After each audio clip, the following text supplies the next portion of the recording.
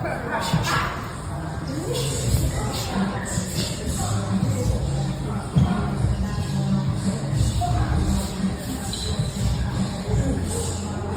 for the untouchable, true school sports.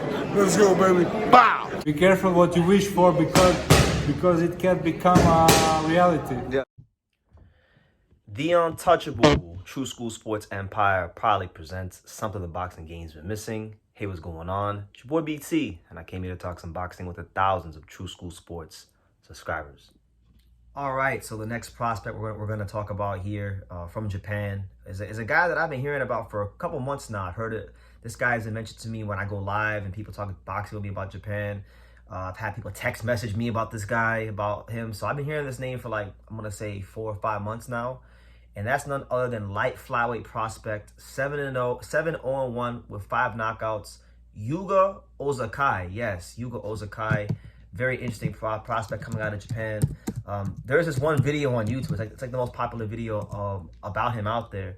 It's like Yuga Ozaki, the next Naoya Inoue, and I'm just like, okay, come on, like, don't put that kind of pressure on that young man. It's like in America, like with basketball, the next Michael Jordan, you know, the next LeBron James, the next hockey, the next Connor McDavid, the next Barkov. Like, no, you have to let guys just be their damn selves. But Yuga Ozaki is a fighter that I am excited about. I do think he's one of the more interesting younger fighters coming out of Japan right now, because, you know, when you watch him fight, he's got a great sense of timing.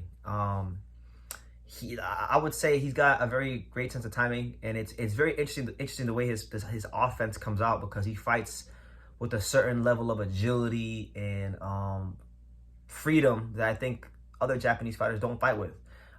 He has a high volume jab. He throws a lot of jabs over and over and over. He loves to use his footwork to create new punching angles, so he turns his opponents with his feet.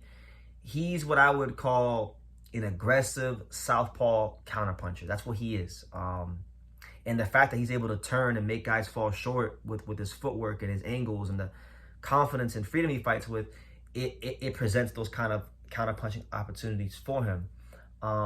He has a versatile punch selection. You know, he's a fighter that isn't going to be repetitive in the way he throws his shots. He may throw the jab down the middle, but he throws punches with, he throws every punch with every hand. So he throws the right uppercut to the head, the left uppercut to the head, the right hook to the body, the left hook to the body, the stab jab to the body, the up jab to the head. He's got a good punch selection. And I think out of everything that I've seen from him, from a little bit I watched, his punch selection is what sticks out the most to me, Yuga Ozaki. Thus far, you know, he's captured the WBC Youth Flyweight title, which is a title that you win if you're young enough that can shoot you up the rankings a little quicker.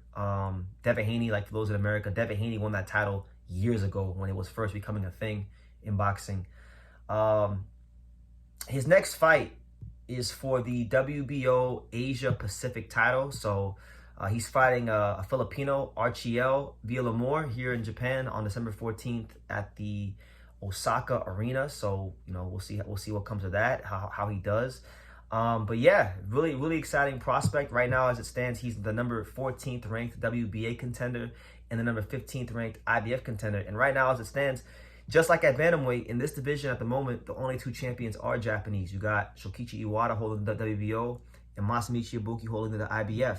And then the WBA and WBC are vacant. And with the way it's going, he may just, you know, he may be able to, I think in 2025, it's very possible you may see Yuga Ozaki fight for a world title.